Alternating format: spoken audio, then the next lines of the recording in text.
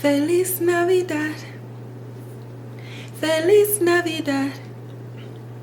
Feliz Navidad. Prospero año y felicidad. I wanna wish you a Merry Christmas. What is up, and welcome back to another episode of So There's That. I'm your hostess, doing the mostest. Keep on she, and Merry Christmas to every single one of you. Thank you so much for rocking with me and tuning in on this Christmas day. If you know you're braving it that well, I know there's a lot of people out here who experience Christmas with no kids, so for a lot of y'all, it's just another day. You're just relaxing. You know, the world is shut down. You know, you get to walk outside and get to just have a lot of moments of peace with you. So those of you celebrating with family, so happy and excited for you. This is a really good time of year to be around family and to just really think about ways in which you've prospered this year. Think about ways in which you had some missteps and some side quests and some mistakes, and come up with a plan so that you don't relive those same mistakes in the new year. And then for those of you who are alone and maybe aren't feeling the best, my heart goes out to you. I understand that this time of year is a very, very, very hard time for many people. But I know this is hard to take in, but just remember that sometimes you can get the best connections and the best gifts in strangers. So I just ask that you allow yourself to be open to meeting other people and just creating your own family and your own sense of community and connection, so that you can just continue to feel and be connected to other human beings and just battle loneliness. And it's crazy that these are the words that came out of my mouth. I never planned any of this, because for today's movie, which is titled Queens of Christmas on BET Plus, that's literally like one of the themes, is how this time of year can sometimes bring up sad memories, and sometimes it brings out the worst in people. But on the brighter side of things, this is one of the most ridiculous Christmas movies I have ever seen in my life. And I grew up watching the Hallmark Channel. What was the other channel that turned into like the family, ABC Family or something like that? I don't know. I've lived through a lot of iterations of TV names. But I've seen those movies, and those are like a lot, right? They're over the top. This movie is so ridiculous, but in the best way. I remember texting my friend Margot. I was just like, it gives me the 90s feel as far as casting goes. Y'all know in the 90s, like, the parents looked one way, the kids looked another way. It just was very unrealistic. But in the 90s, especially with Black filmmakers, it was about working together and networking across with your friends and making movies for fun and casting people into those roles because you felt that they were the best ones for those roles. And so it was about being a working actor, not necessarily looking at family dynamics and seeing if they made sense, but just employing Black actors and actresses and just being Black filmmakers trying to make it in the industry. So in that sense, that's what it reminds me of. But the ridiculousness is very much 2001 to 2004. Like, there's a specific years right there where rom-coms and just comedies in general were just so far-fetched, and we love them. They're mid to low budget movies. They're made because it was fun and people said, you know what, I have time to do this, let's do this, and they got together. And so Queens of Christmas is literally like, you can tell they're friends in the industry, probably went to the same auditions together, or some of their first films were together, and they said, let's make a Christmas movie.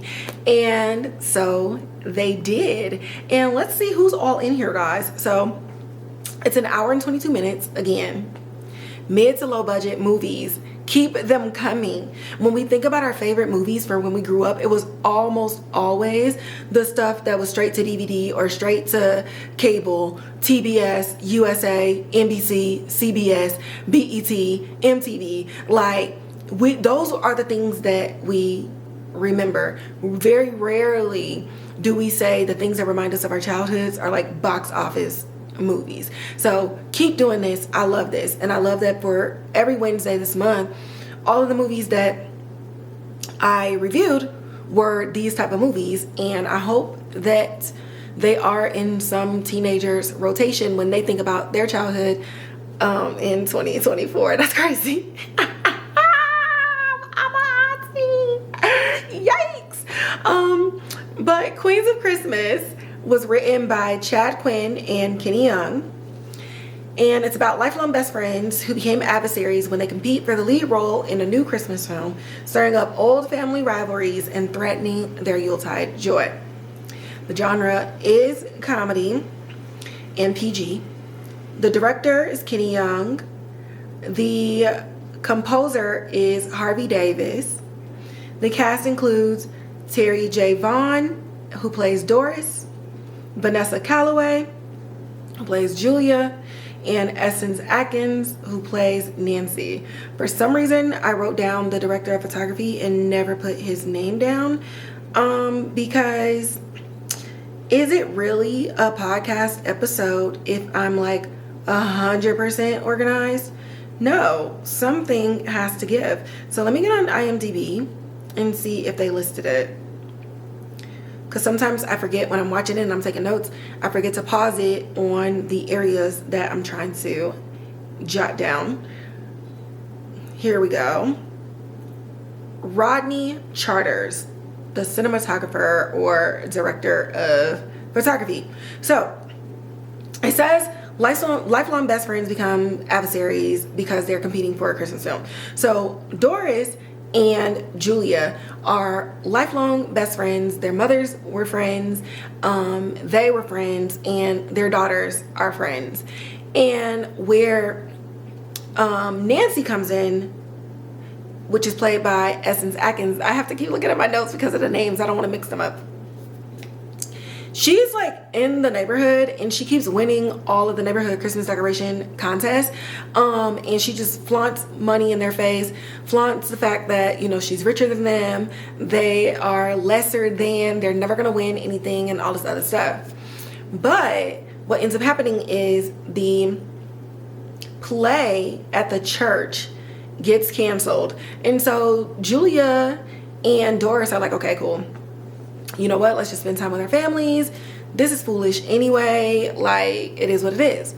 When all three of them get a letter in the mail about auditioning for the Christmas film.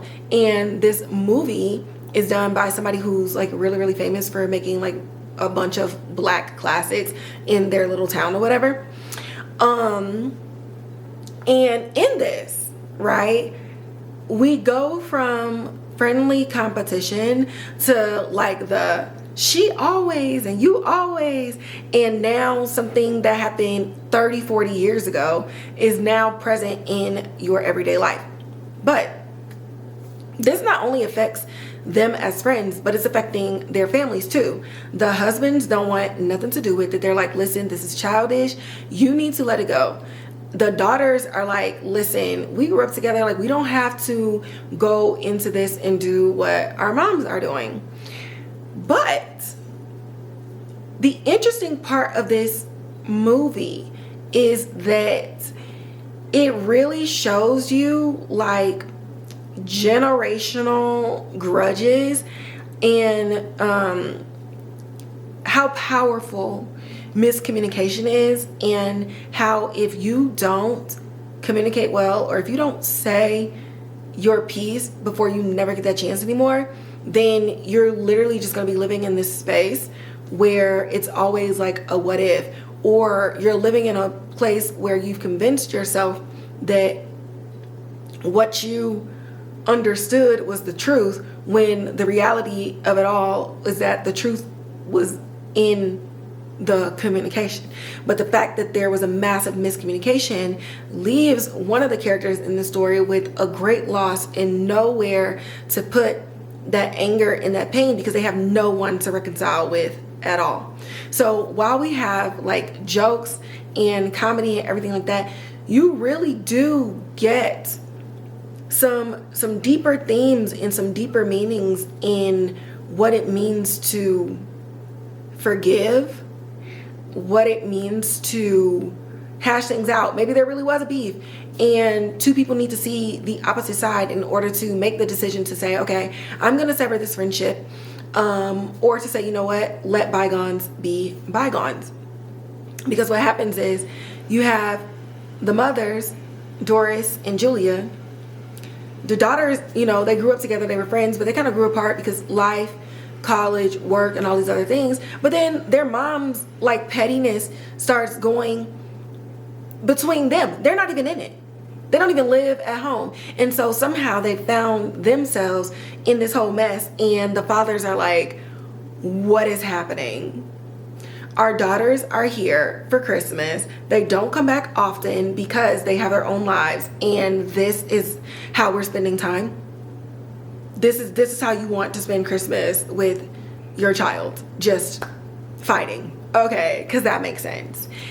And we get to a place where the middle generation, Doris and Julia, have a conversation about just like, where did all of this even come from? Because they're also trying to pinpoint, why do they feel this way about each other, even though they're calling each other best friends? Like, are we best friends? Are we frenemies? Do we really not like each other?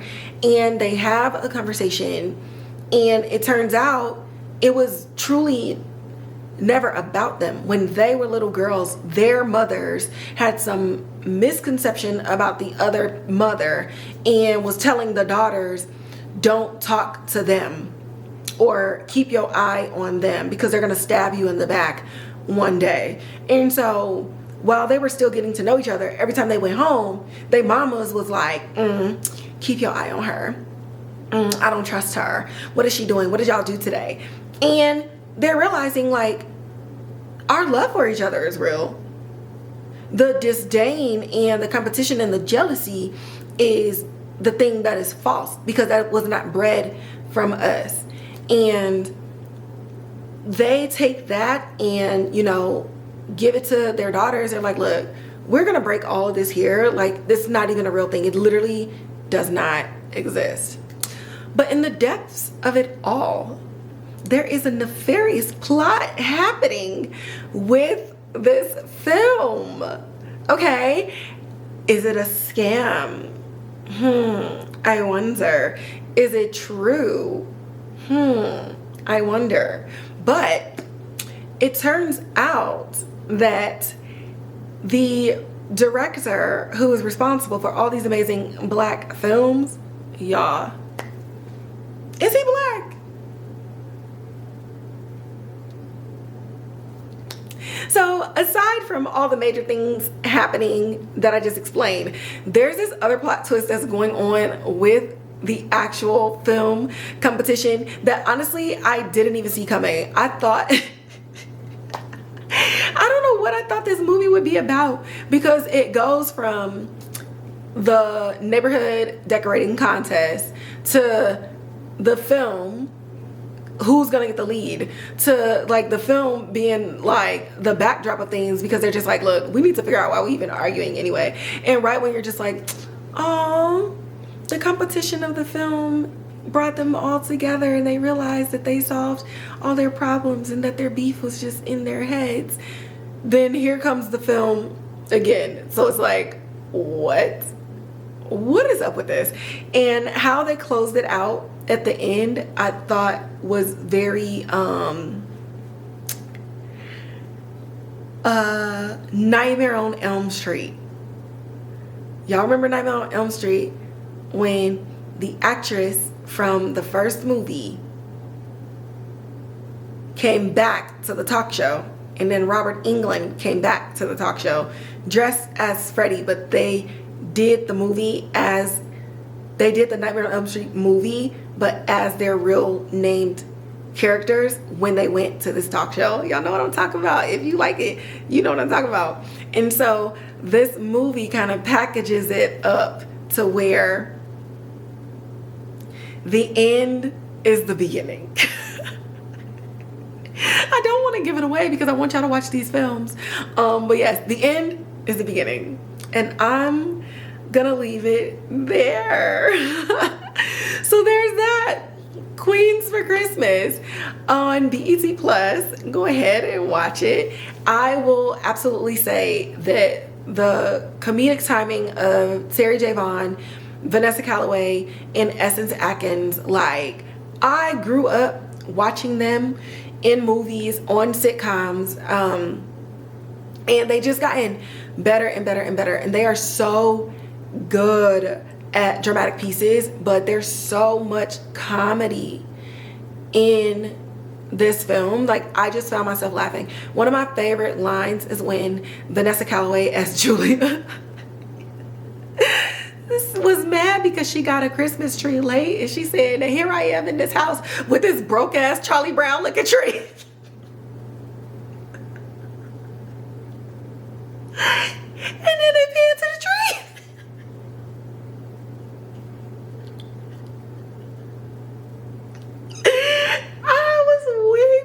Yo, oh my god. Oh, like, it's just it's funny, guys. I know it's hard to explain, but it's funny, it's ridiculous, it's punchy, and they just remind you that they are not new to this, they are true to this. And yeah, it was really good. I actually watched it twice. I watched it twice because I just love ridiculous movies though. Like, if it's ridiculous, but like ridiculous in a way that I can latch onto it, like Sharknado, then, you know, I'll watch it. Or like Evil Dead. Like, those are ridiculous movies. I just don't do ridiculous movies that try to be serious. Like, come on. You knew that the plot was ridiculous. Hello, Seed of Chucky. Like, what are we doing? Anyways, I'm sorry. This is about Christmas movies. Intrusive thoughts just flying out of the mouth. But yeah, stream Queens for Christmas on BET Plus. And oh my god, guys, it's Christmas and we're almost done with 2024. I cannot wait to be back here on Film Wednesdays on January 1st. I will be here on January 1st. And at the end of that, because I'm doing some fun things in January, at the end of that episode, I will be giving you all my promises, my New Year's promises. I don't do resolutions, because there's actually like steps behind the things that I plan and that I promise myself to do, and I don't like breaking promises to myself. Like, if I let myself down, I will literally spiral. Like, yeah, I spiral if I don't uphold my own promises. So Merry Christmas. I will see y'all in the next episode, and once again, I will absolutely be here on New Year's. So if you ain't got nothing else to do, you know, you can watch and listen to me. And with that being said, go ahead and like, share, subscribe, hit that notification bell, leave comments in the comment box below. If you got people who only want to listen and they like road trips or just listening to podcasts while they're cleaning up their house, go ahead and share that link to Spotify and Apple Podcasts. And you can always find me on Instagram at So There's That Podcast, where I post more information about film, television, some of your favorite actors and actresses, and a whole bunch of other nuggets that's going on in the film industry. And then you can find me and all of my intrusive thoughts over on Twitter and Blue Sky at Givenchy. And with that, I'm out. Merry Christmas.